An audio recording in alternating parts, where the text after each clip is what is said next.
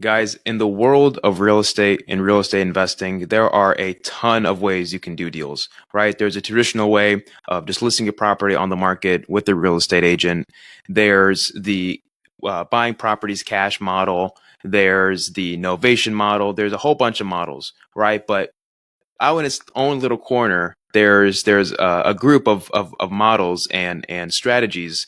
They call themselves creative financing, and it's an array of I don't know how many strategies subject to seller finances, novations, lease options, all the types of creative deals that you can think of. And the person that I have with me now is somebody that I don't think I've met anybody that has as much experience and knowledge on creative finance as a person that I'm sharing the screen with today.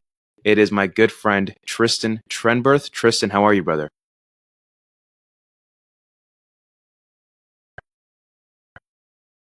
How you doing? Thank you I'm so doing much. great. I appreciate you. There was a little bit of a lag, but we're good. So Yeah. thank you for the wonderful introduction, man. I really appreciate you. It's a little while since we've met, and I know you've been crushing it since. And thank you so much for having me on here. It's an honor. Oh, the pleasure's all mine, brother. The pleasure's all mine. So what I wanted to start off with, so I know your current situation. I know, you're doing a lot of creative deals and doing bunch of fix and flips in Arizona and a bunch of other markets, which we'll get to. But what I wanted to do first is I just wanted to take it back a little bit. I want to kind of hear the origin story of Trystan. So if you don't mind sharing, what were you doing before real estate and what led you to eventually get started in your real estate career? Absolutely. So what I was doing before, I started out in the hotel management trade. I was interested in architecture at high school, and architecture and automotive design, and things didn't line up for that. So I ended up doing a hotel management course in the UK. I spent about 4 years, 4.5 years in the business at that point. I then migrated to technology within the hotel management space, and I stayed in technology outside of the hospitality space then for another 10 or 12 years. And in 2019, I read a book called Rich Dad, Poor Dad, which I'm sure most people have read that might be listening. And if they haven't, it's an amazing book to read. It really outlined the definition of an asset and a liability in the way that I now understand it, which is most useful for people to understand how to manage their life and how buying so many junk things in our world as liabilities that cost us money is very different than buying assets which actually make us money. And in 2019, I went and joined a program, spent about a year in the program, did another couple of programs during that time, and found my way to a course which was talking about foreclosures. I decided during 2019, I thought the market's been going up for quite some time. I owned a house in Phoenix at that point, and I just had a feeling that something was coming with a shift in the market. And it wasn't that it was necessarily looming, but I just realized that it was probably a good time to start to understand how foreclosures work. And that's when I started learning a bit about the process of, the notice of trustee sales and defaults, all of that kind of stuff. And then that in turn led me to learning much more about creative finance, where how we can stop auctions in a different way and take over people's loans and, work with seller financing and structuring, negotiating and really leveraging my people skills that I've been blessed with through life, really relating to people in a way with confidence and certainty that I can fix the problem in most cases, or I know somebody that can fix the problem. So having that repertoire, that knowledge, and the certainty that we know people that can help other people, even if it's not us, it's a very empowering feeling. I love that. I love that. And so you mentioned that you in 2019 you picked up the book Rich Dad Poor Dad. What Yeah. even made you want to pick that book up? What made you even interested in reading that book from start to finish? I don't even remember who told me about it in 2018. I think I bought it about a year before, and it sat on my shelf for quite some time. Hmm. And something sparked my interest in reading it. I don't remember what that was. But as soon as I'd finished Rich Dad Poor Dad, I then ordered Cash Flow Quadrant. It was, I think it's Cash Flow Quadrant was the next kind of book, and maybe it's in the series, but it was the next book I read. And with that, then understanding sort of the balance sheet of how passive income should fund, certain areas of life. Basic buying assets should fund the liabilities that we buy in life. So if you want to buy a car, buy a house that can pay your car payment, basically, is, the long and the short of it. But not only that, the house is also giving you tax benefits, so that the active income you do make and the passive income you do make gives you some other tax benefits, which are there for everyone to use, but not enough people know about these benefits. Absolutely. And you mentioned your confidence and the people skills that you developed through life that ended up being really helpful in your real estate career. How did you develop those skills? I had a great role model in my dad. He was a very outgoing person, very much liked and loved by the community. I grew up in the town he grew up in, although he spent a few years in London, during his early 20s, settled back in Cornwall, where, he raised his family. But he was such a great person with other people, very relatable and related very well to other people. And he was the person that treats the janitor the same as the king, always has time for them, always has respect for them, and always has love for them. And it was always doing the right thing. My mum was the same. And that's how it really, I witnessed that was normal for me. That was normal. So that's how I lived my life, as we do in it's just hereditary in that sense, Absolutely. And I could imagine the strength of that skill being actually used in the real estate business, because when we're dealing with these homeowners that are dealing with these levels of distress, right? They have, a million people calling them, but nobody really wanting to relate to their situation, because what they're going through is hard. It's tough. It's not something that's easy. But when you get somebody that gets on the phone with them and has a conversation with them and is empathetic for them and treats them as an equal, I mean, that just creates such a underlying level of rapport that I don't think can be beat by any type of competition. I think that's really your edge when you're on the phones and negotiating with sellers. It's that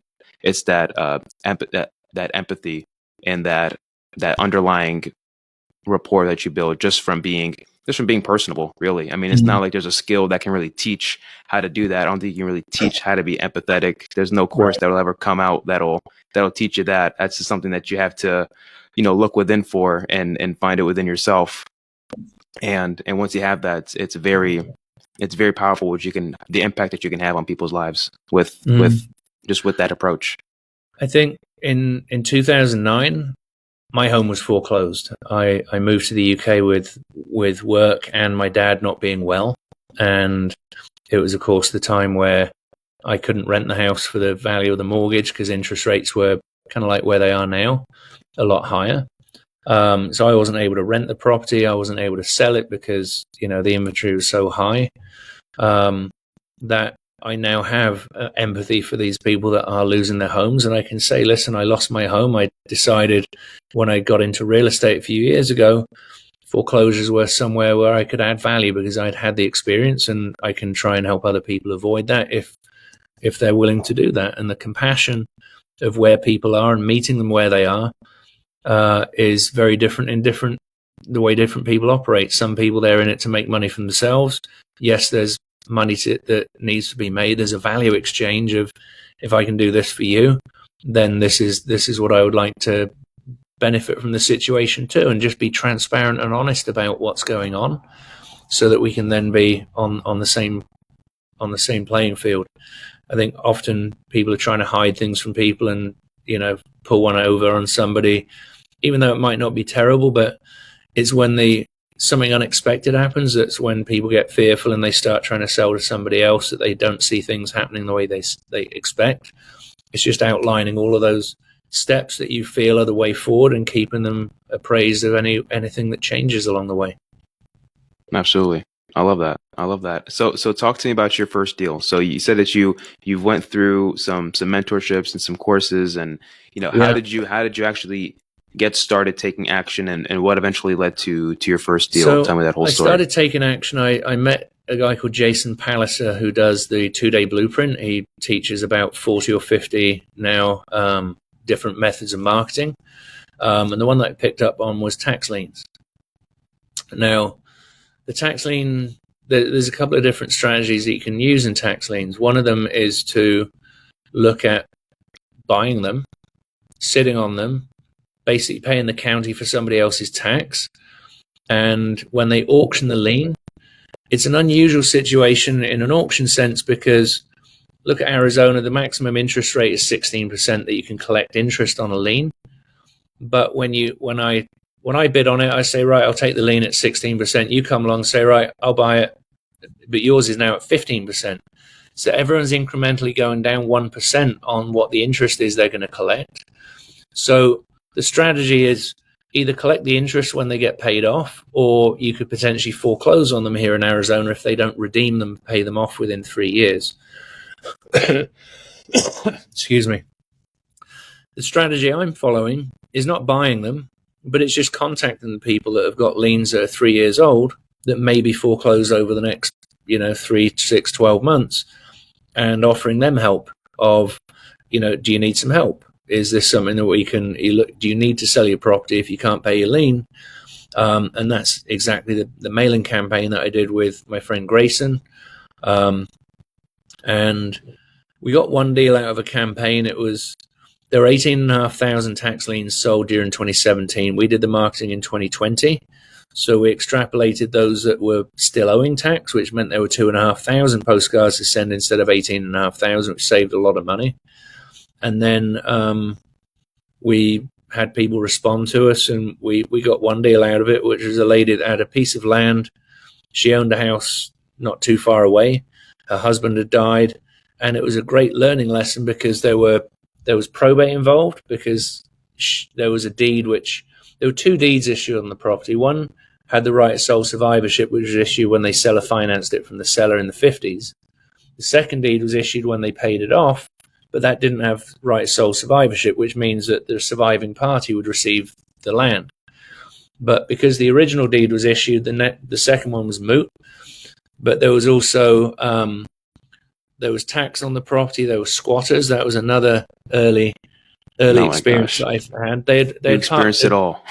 Yeah, so we had like 5 or 6 different challenges to overcome. But anyone that gets their first deal, which is easy, I think it's a downside for them because they then expect all other deals to potentially be easy. On the flip side, maybe I was looking for more difficult deals to do, and I was putting my hand up and say, oh, I can help with that shitty situation or, solving this big problem.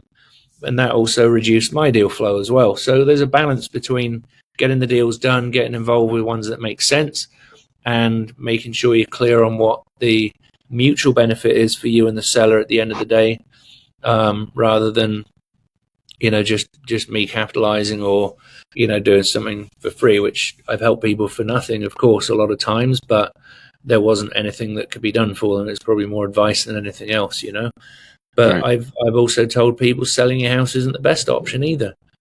This is what you should do. This is your solution. And I charged a few different people consulting fees, just a small amount to help them get through the transaction, to get it done the way they needed to set it up. One couple of those cases where somebody had died, so the mortgage holder was dead, but just advise them on how to get title and get access to the bank and become what is it they call it at the bank? Basically the survivor, the survivor of interest or whatever, who can then contact the bank and be the contact. You know what I mean? So they didn't have to worry about selling their property. And they were so grateful for that. That's incredible. So you had probate, you had some deed issues, you had squatters in your first deal. How long did that deal take to close?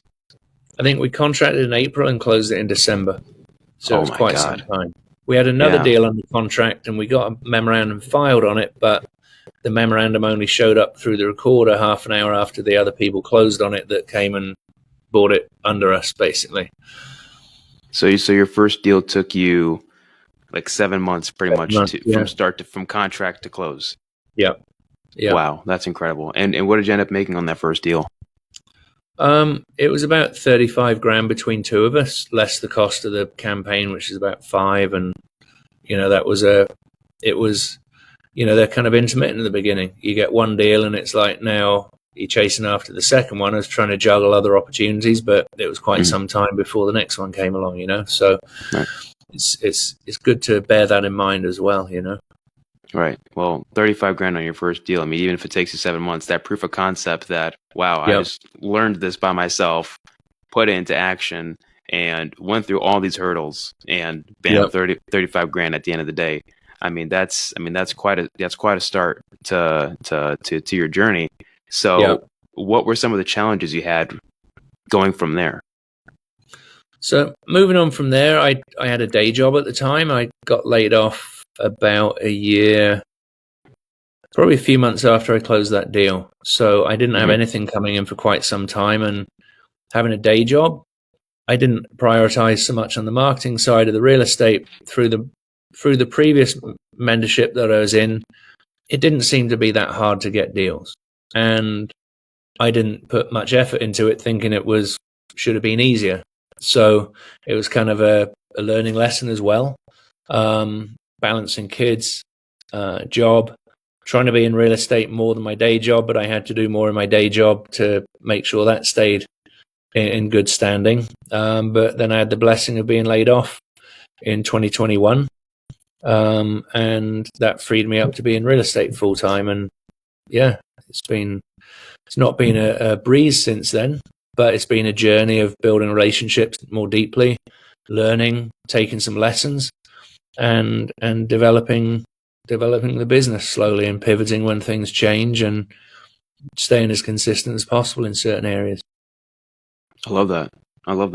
And so I know you, and a lot of people know you as a creative finance guy, like a creative finance wizard. You can take any deal and pretty much make it into a profitable deal. So I know you got your start in tax liens, and that's how you worked on your first deal. When did you start getting introduced to some of the more common strategies of like seller finance, subject tos, stuff like that? And then how did you learn that? And then how did you get started with working with other people with doing that and utilizing those strategies? Sure. So it was probably about it's during 2020 that I came across Pace and his community, and I began learning that. And for some reason, I just seemed to relate to it really well. It really understood how it worked and why it worked. And it was really exciting for me. Again, without the marketing going on at the same time, I had a job at the same time. I got one deal in 2020, I believe. I think I did one deal in 2020, maybe a couple, but again, very erratic. And it was a foreclosure which I sold to Pace. I think it's one of his best performing Airbnbs. It's not like high revenue, but it's just one of the most consistent performing properties. And it was helping a lady out that I actually talked to, I think it was about 2 months ago, reconnected with her. She bought the property to help other recovering alcoholics, but none of them really ever paid her, and she just got stuck with this property, and it went into foreclosure, and Pace brought her current and took it over. She's a lovely lady. I don't stay in touch with all of the sellers, but I think when subject to is involved, it's more of a long-term relationship. I'm a people person. Sent her a couple of books that I thought she might like where she is in her life right now. So that was those couple deals in 2020 itself, and then 2021, just building more relationships. So I led Pace's regional group for Arizona for 3.5 years. So I was helping a lot of new wholesalers underwrite deals and do deals. and I wasn't necessarily part of many of them when they closed, but I was just committed to sharing the knowledge and helping others. I look back, that was one of the lessons that I've taken as well. Not valuing my time enough because I had a day job previous to that, so it wasn't so important for me to be getting myself into every deal, but I've got to look at my value as well and make sure that I'm presenting my value in that reciprocal fashion too. I love that. And that's actually how we connected, right? Because I was on the Facebook group, always asking questions and, trying to figure out, I always had these like weird situations with sellers, and you were always the person that would come and be like, hey, I got you. Hey, I got you with this one on my post. And that's how we originally got connected. And so you were in sub 2, right? Which for anybody that doesn't know sub 2, can you explain what that community is? So sub 2 is an abbreviation for subject to, which is a real estate investment term or real estate term for buying a property subject to an existing lien or encumbrance. And how we refer to that is more along the lines of a mortgage, basically buying a house, leaving a mortgage in place. So the other person's name is still on it. We would generally take the deed. Sometimes we'll buy it on a contract for deed. I'm doing that much more these days. I'm much more comfortable with that to avoid some of the risks, which not enough people talk about, which are, something called due on sale. So when you sell a house, the bank has the right to call a note due, call a loan due, and ask for all the money to be paid back. So by buying on a contract for deed, you're in a contract to receive the deed once the loan is paid off or whatever encumbrance it is. Now, liens could be encumbrances, and you can negotiate some of the liens, so they may cost you less to pay off than the face value. But that's really the brand which Pace has built. Seller financing is one of the big things, and hybrids of whether it's leaving a loan in place and some seller financing or cash. There's so many creative ways to buy deals, like you said in your intro. I bought on a few different things. I've sold on a few different things. And being focused on some that are, more aligned with the time of the market right now is important to do. I love that. So it cut out there a little bit when you're explaining subject twos, but to abbreviate it, a subject to is essentially when you have a seller that just wants their mortgage payments taken care of, and then you come in and you just pretty much pay the mortgage on behalf. You buy the property by taking over that existing mortgage that's on the property. Right. Yeah. Love it. Exactly. And so what is your current business like today? What do you have going on in total today? So my current business today, I have a couple of rental properties in Florida. I have another one in Phoenix, and I've got a flip in progress in town here in Mesa. And then we're buying another flip in a week or so. And I'm really looking for land at the moment for the zone for manufactured homes. So if you know anybody with land in Arizona, really the Phoenix metro area primarily, that is zoned for manufactured homes. I'm buying brand new manufactured homes with a partner, and we're just going to go and plonk those on there and stick them up for retail, basically. So it's an affordable housing type. It's cheaper than a stick build, and it's a lot quicker turnaround than fix and flips in general. And when you've got a brand new product, which is guaranteed, warranted by the manufacturer, it's a lot easier to sell something that's brand new than it is 2, 3, 4 years old or 20, 30 years old, Mm-hmm. And where in Florida are your rentals?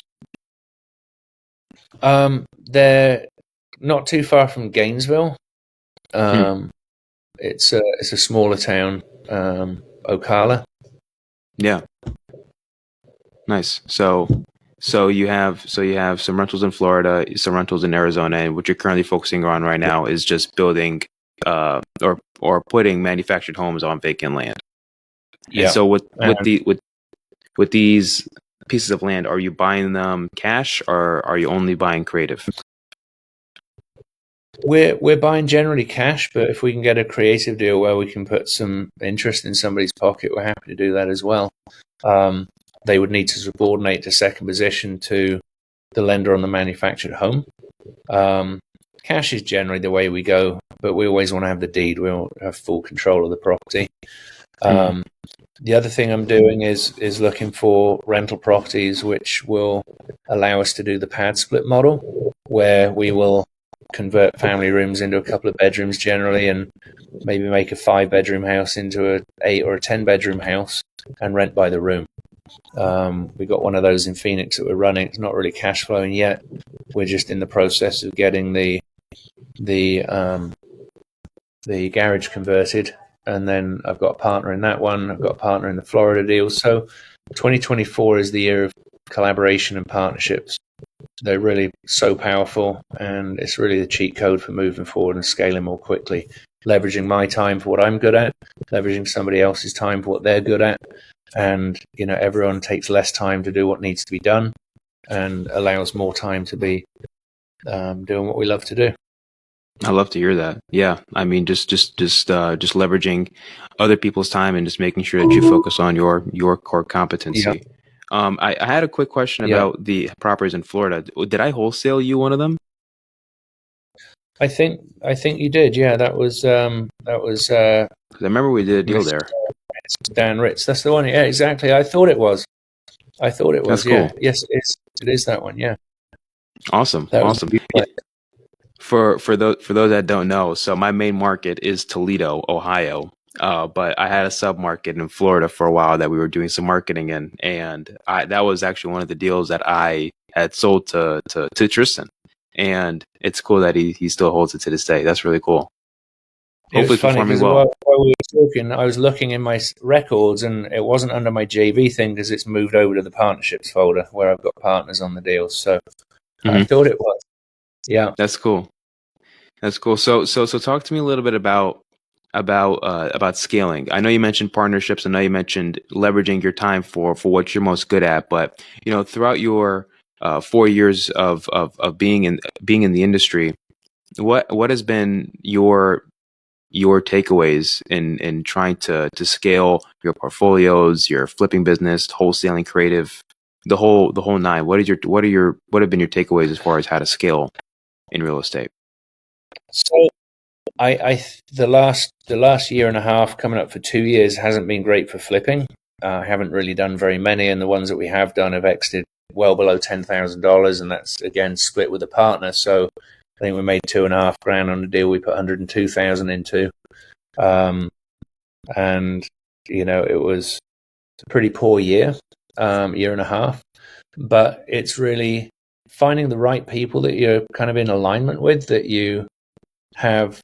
Doesn't necessarily mean that you have to be best friends. Luckily, I am in my situations, but it doesn't mean you have to be besties. But it means that you have to have a common goal and alignment and agreement that that's what you're going to follow, and that you have great communication. The last 2.5 years, I spent a lot of time on personal growth.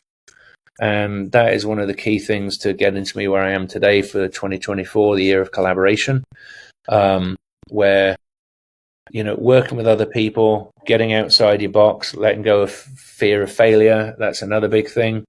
And also relationship with money as well, shifting into an area of abundance instead of scarcity. And there's always more work that we can do, but there are certain things that we can get hold of and see and realize that free us up to do more freely. I love that. And so then talk to me then about, I know you mentioned your first deal, right? And that's a crazy deal. But what has been the craziest deal that you've done? Give me like a crazy deal story, something that's like, what the heck is going on here? I mean, one that we had last year was kind of crazy. There have been too many crazy ones in some ways. There was one in Baltimore that was a bit long-winded. We didn't end up buying that one, but so the one we did last year, I got it under contract in November 2022. Got the mortgage pushed off till January. The seller didn't realize that he was getting fined from the HOA, and at close he refused to sign the paperwork. He had been divorced for 12 years, and in the divorce decree it stated that he had to refinance or sell the house within 6 months to get his ex-wife off the house, or after that point she could sell and refinance, but it needed both signatures ultimately. So he refused to sign. We facilitated his wife to file to force him to sign the paperwork or get somebody else to sign on his behalf. And it turned out that a divorce attorney filed some paperwork for her, and he ended up turning up at the title company in the end and just signing it. But it took us, I think it was 9 or 10 months to get into the house. We managed to turn it around pretty quickly.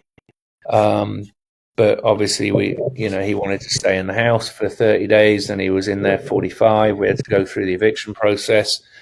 Fortunately, he was gone by the time we got the bailiff out there, or the constable. But that was a pretty crazy situation. So he stayed in the property. You said you couldn't get in there for 9 months? We couldn't get him to get signed for 9 months, and then once we did, he wanted 30 days post-possession, which we gave him to be flexible, and then he overstayed that 30 days by another 15 while we went through the eviction process. And fortunately, he had left by the time we got the constable over to get him out. And that ended up being a fix and flip deal, I take it? Yeah. Nice. And then when did that finish? That finished in, we sold it early December, I think, first week of December it sold. Okay, nice. Well, that's with post possessions. Well, can you explain to the audience what a post possession is? Sure. Yeah, absolutely. So when you buy a house from somebody's not quite ready to move out by the closing date. They need a bit more time, so they have possession post close or after close. So we agree for them to live there for maybe 7 days or 14 or 30 days or whatever it might be. Usually we do a holdback of money, but we weren't in a position to hold back the money really on this one, unfortunately, because there wasn't really very much to be held back, and he needed money to be able to move and fix his car and all this other stuff. So we knew it would probably be a bit of a headache once it came round to it, but that's how these things do. Love it.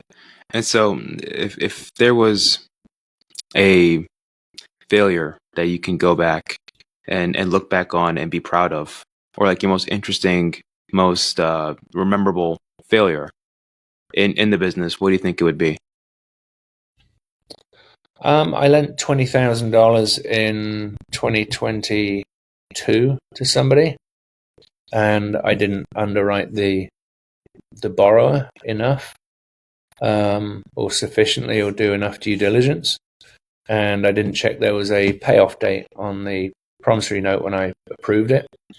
So unfortunately, with the change in the market and everything else, it was a case of he stopped paying the hard money lender, and he didn't tell me or the other third position lender or second position lender.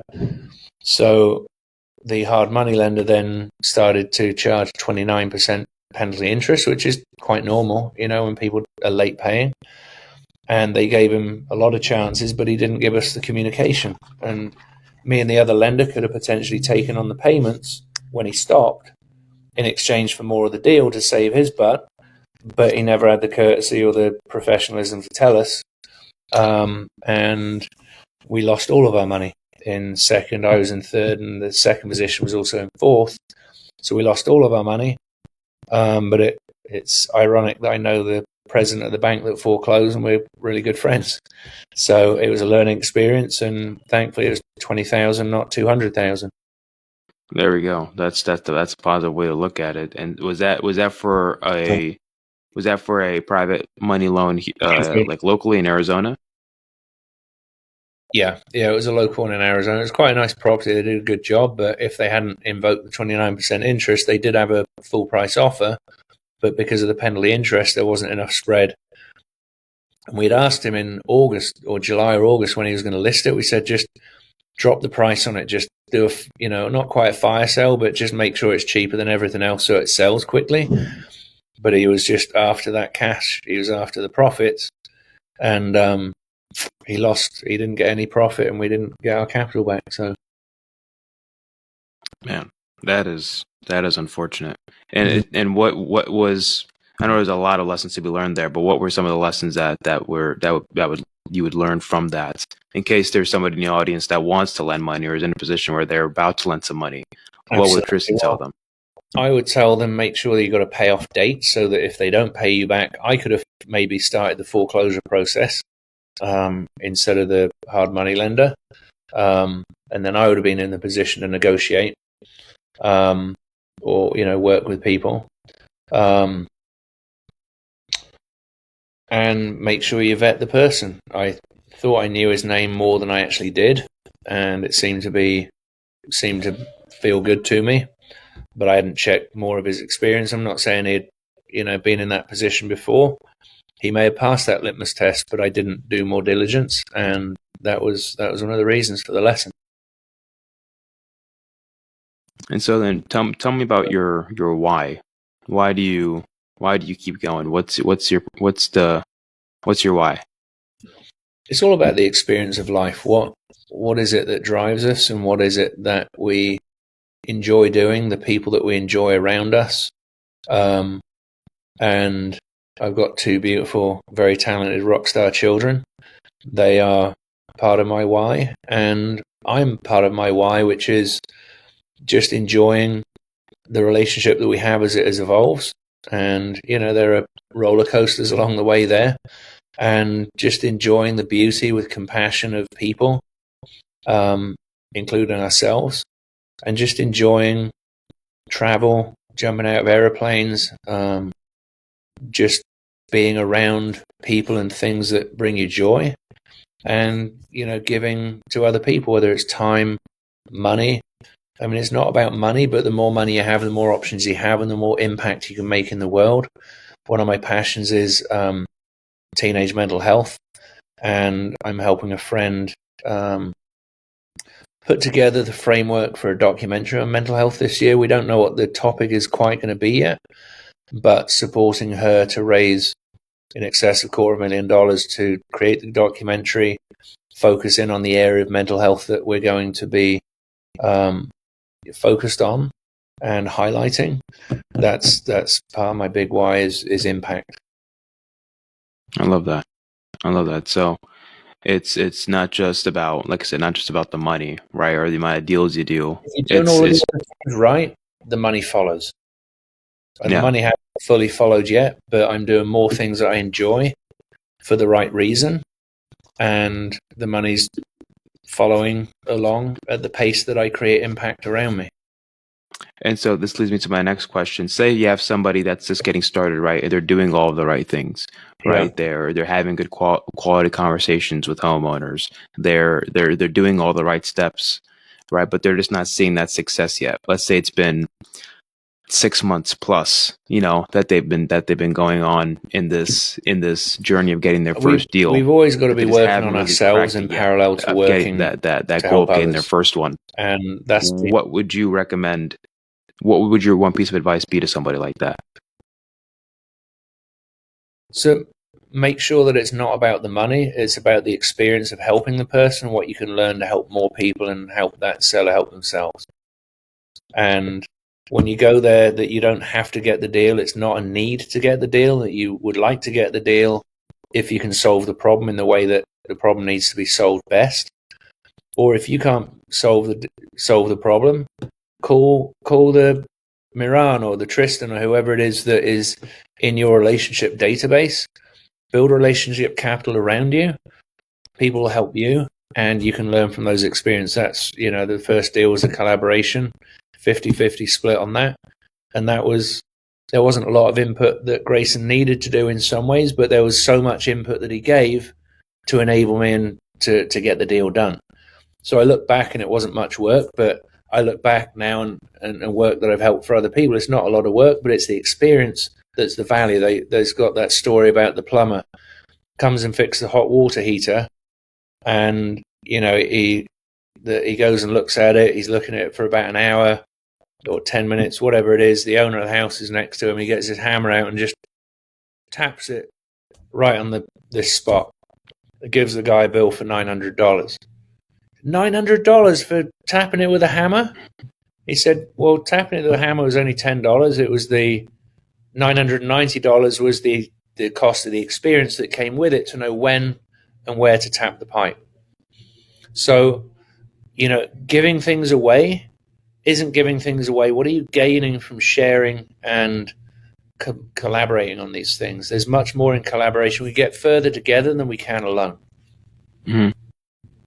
It's just mindset. It's just a framework that you operate from. I mean, if you can be doing all the right things, and this is the thing that really pulled me back when I was first getting started, right? Because I was doing all of the right things, right? I was calling for the first 5 months, 6 months of my real estate journey. I was calling. I was doing all the things that they tell you to do, right, to be successful. And it's not that I had an issue with on that end, but what it really was just a lot of mindset issues, a lot of limiting beliefs. I started really, really young. I never made serious money in my life prior to that. And when I first got started, I couldn't imagine what that experience would be of getting that first deal, or what the day to day of a real estate investor would be. I'd almost felt like imposter syndrome. Yeah. Trying to do what I was doing on a daily basis. Yeah. But what really, really helped me was, just like you said, building up that network, building up that army around you of people that are doing the same thing every day, that are in your same situation, that are doing better than you, right? People that you can look up to be like, okay, wow, this person did it. I can 100% do it. Right. And people that will share with you the blueprint of how this business works. That is the key thing. It is absolutely 100% collaboration over competition. I mean, if you're just getting started, guys, go out to your market and connect with as many people as you can. It doesn't even have to be somebody that's doing the same thing as you, right? It doesn't. If you're trying to wholesale, it doesn't have to be a wholesaler that you have to connect with, or just wholesalers. Connect with the local lenders, connect with realtors, connect with all these people that are in your ecosphere that will root for you on your journey, and share your journey. There's nothing wrong with going on Facebook and sharing some of those hardships that you're going through on the first time. That empowers people. That really inspires people, a lot of people. And that will inspire those people that are successful to help you more, because they see you're putting the effort in and struggling, rather 100%. Than the people. And the right people will always help you. If you're putting the effort in, they'll appreciate the hard work that you're going through because they can relate to it. Mm-hmm. People that aren't willing to help you may not be the right people to help you, in the sense that they're just not aligned with that. Maybe it's a personality thing, maybe it's a scarcity thing, could be one of many things, but don't try and force relationships either. That's another thing that I can say. Spread the net wide when you start out, and then just start filtering out. Use your intuition, really use your gut feeling. There's going to be bad people in skateboarding or ice hockey and corporate business world. There are going to be people that aren't empowering to you in real estate too. But you'll have a gut feeling about how they operate, how they speak, whether they're talking about, maybe they're a bit more flashy with Rolexes. Not people that got Rolexes and Lambos are bad people, always. But what is it meaning for them to have those things? And you can very quickly gauge, is it a status thing that they need to show off because they've got insecurities? Or is it really the reward for hard work? And the message will come across very differently depending on who you're talking to, and be aware of that too. 100%. And going back to the people that share it, people that are sharing, that are just beginning. I mean, you can attest this. I'm sure you can. Like, say if you had somebody reach out to you, right, and they were sharing their journey. They were just getting started, right? They don't really have much of a track record, but they're sharing their daily wins, their daily losses, their daily experience learned. Wouldn't you be more inclined to help that person out? Absolutely, because you can see they're being consistent, and if they're not getting success after 2, 3, 6 months, and you've seen that they're on the phone every day. I mean, some people were doing I'll do my first 90 days on camera, cold calling in the morning. It's vulnerable. It gives other people, like you, me, other people that are more experienced to chime in and say, hey, try this, try saying it this way, try asking in that way. And people will see what you're doing, and they'll give you pointers, and they might just take you under their wing and work with you in that sense, you know? Absolutely. Absolutely. And on that same point, as far as connecting with people, I know you connect in different masterminds, and you're part of a bunch of different groups, and you surround yourself with a lot of high level entrepreneurs in the space. Tell me Yeah. about the importance for you, what mentorship and mastermind events has played in not just your business, but just on a self-development level. So there's a lot of people into self-development in real estate for the benefit of business, but I'm on a path, and those people are, in the grind and the hustle and the sacrificing time, people, places that they want to be for things in the future, where living in the moment is now. And I've worked with a guy called Matthew Ferry for almost 3 years now, and he's talking about peace, purpose, and prosperity. Jamil introduced me to him about 3 years ago, and it's a very different perspective. It's self-development and growth for oneself, where the growth naturally impacts those around you as a result of you being a better person. It almost sounds selfish to put yourself first, but having a glass full and giving from a full glass that's overflowing is better than giving from an empty cup, because you don't have anything left to give. I'm a reformed or reforming people pleaser, and I relate to that from just putting other people's needs ahead of my own. And, it's filling your own cup and filling your own heart with love and loving yourself for the right reason. 75 Hard I did about 2 years ago. I kind of feel it was more for an external, not necessarily an external validation, but to show people I could do it instead of showing myself that I could do it.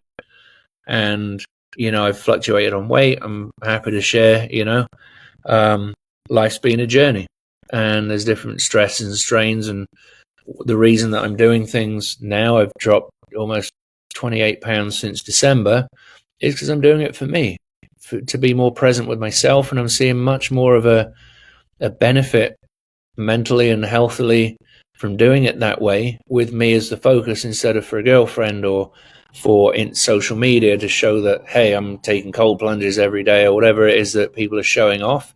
Again, it comes to, what is the reason that these people are doing it? And if you're starting out, if you're not making good money, a cold plunge isn't on your agenda. I take a cold shower every morning.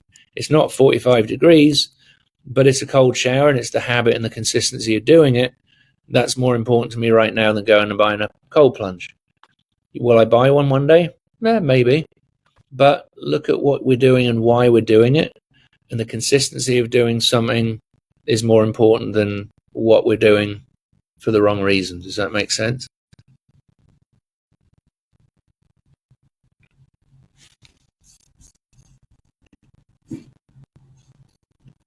It cut out there on that last part. You mind sharing the last 5 seconds? Yeah, so it's more important to be consistent doing things for the right reason than just be doing things for the wrong reason for other people. Exactly. Doing it for yourself is going to benefit everyone around you, because you're more wholesome inside yourself, I love that. And yeah, despite what social media says, guys, a cold shower is not going to make you a millionaire. They feel good, but they're not going to make you a millionaire. And I 100% agree with what you said there, Trystan. I mean, it's a lot of it is just the mental battle you have with yourself. That's actually the real competition. It's not the person you're seeing on Instagram that's showing off their whatever materialistic thing that you have to compete with, or showing off their lifestyle. It's really yourself. I mean, yesterday you woke up, let's say you're someone that just got started in this business. Let's say yesterday was your first day. You made 10 calls to sellers, right? Yeah, you talked with 3 people, right? And it was your first 3 conversations. You were scared as all hell, but you went through them anyways. First off, congratulations if that's you. If it's your first time calling a seller and making contact, congratulations. Now it's day 2. Your job is now to compete with yourself and not with these people that are on step 30, in their real estate business, right? You're on step 1. And by the way, some of them may be even faking what step they're on, but that's a whole different conversation. So if you made 10 calls yesterday, or you made 20 calls, 30 calls, whatever the case may be, right? Whatever metric you want to use to measure what to progress on, just up that. Just better yourself. You don't have to go and show the world what it is that you're doing, or for the sake of a status symbol, or for the sake of outward validation. Validate yourself inward and just get the work done. Because at the end of the day, guys, no matter what you try to post on social media, to be successful in this business, the work just needs to get done. The work needs doing. And so just stay focused, and I promise you, you'll be rewarded. I think I've always remembered from Carlos Reyes at the All In conference a few years ago, he talked about the 4 S's. And it's generally something that a lot of people go through. It's from survival, where there's need and there's scarcity, into success, into status, where maybe that's where the Lambos and the Rolexes come. And then people pass that and they get to significance, where they want to be significant and make an impact in maybe the business or the world. And just kind of gauge where you are in the process. You can have significance right in day one by helping other people with something you know. Whenever I talk to new wholesalers, I'm saying you don't need to become a wholesaler. You just need to leverage the skills you have from the outside world into the real estate business and focus on the best leverage of your time. Whether that's talking to sellers or underwriting deals, they don't need to talk to sellers if they're underwriting deals. If that's the skill they have of understanding numbers and comping and that kind of stuff, then we don't need to wear every hat in the business. And I think that's where I took up more time in the beginning, was looking at the business where I needed to wear every hat. And there's a lot of intimidation with having to do so much. And when you look at fear as being an inch deep but a mile wide, when you step through it, like riding your bicycle. If you've ever ridden a bicycle, my kid was scared for me to let go. What she didn't realize was I'd let go when she was calm, and then she was screaming when I was holding on, thinking that I was going to let go. But it was that moment where she realized that, oh, this is actually calm and peaceful now. I'm actually been doing it and I didn't realize it. And stepping through the fear of whatever it is. Yeah, if you got a lion chasing you, that's probably a serious level of fear. That's actual survival. But picking up the phone and calling somebody, yeah, you might have anxiety. You might have some of those challenges. It doesn't mean you've got to make that call. But if you're the person where the role is making the call, and you can grow through picking that phone call up and realizing that, hey, it doesn't matter what happens on the call. I'm going to go for the no. I'm going to hope that the person says they don't want to sell the house, and I'm going to keep going until somebody says yes. And when they say yes, that's when I call Trystan. That's when I call Mihran. That's where I call my buddy that says, right, somebody said, yeah, I don't know what to do. And it's fine with the seller. You don't have to be the real estate expert. Hey, I'm calling for my buddy Trystan. I'm just asking if you want to sell your house. You do? Okay, let me see if I can get him on the line. Can I make a time for him to give you a call? If you look at it by lowering the bar, that's a big thing in life, lowering the bar. You don't have to be pushing 500 pounds on the bench. If you start with £5 and do 30 of those, that's better than not doing one at 500 and then building through to whether you get to 200 is your max, maybe 150 is your max, but you don't need to compete with anybody else. Like you said, it's competing with yourself, getting incrementally better, whether it's the 1% rule or the compound effect, whatever book it is that you're going to relate to that from, just incrementally one tiny bit better every time and just pushing yourself a little bit further, but with compassion and grace. I love that. That's very well said. And so I want to wrap this up. Thank you so much for your time, Trystan. It's truly been an honor just sharing, just your insights.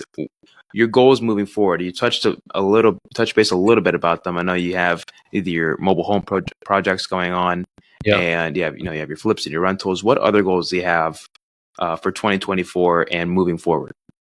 So I want to try and get a bunch more flips done in the first half of the year.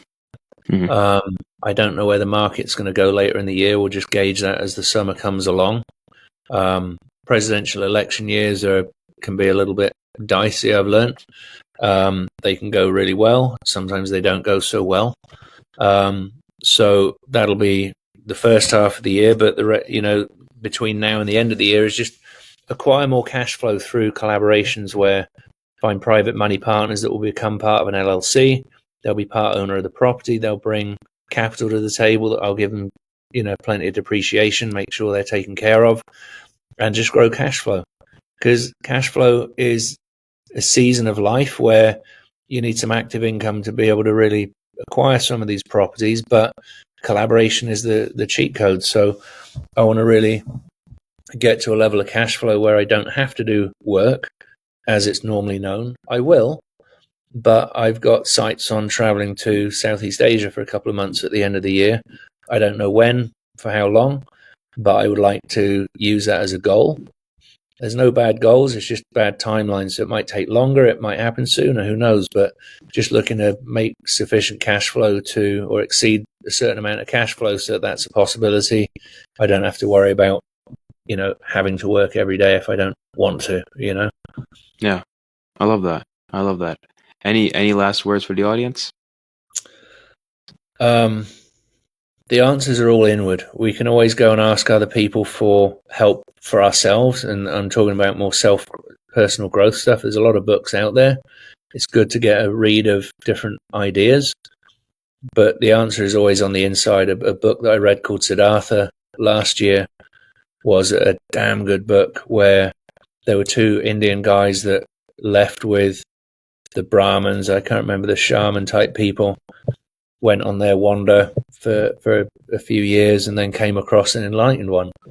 And one of the guys decided they were going to follow this enlightened one, the Buddha, and the other one decided not to follow. And the guy that followed the Buddha said, "Well, why aren't you coming? He's enlightened. We're going to learn. We're going to become enlightened." He said, "Well, nobody can teach you how to become enlightened. You can only become enlightened through your own experiences and from within."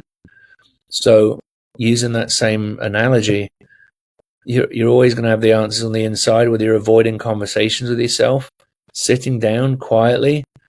You could call it meditation. It doesn't have to be meditation, but just being in peace around yourself and listening to yourself. You'll understand more about yourself and more what's going on, what's holding you back, than going and talking to other people. There are places for therapists and counselors, but they can't give you the answers.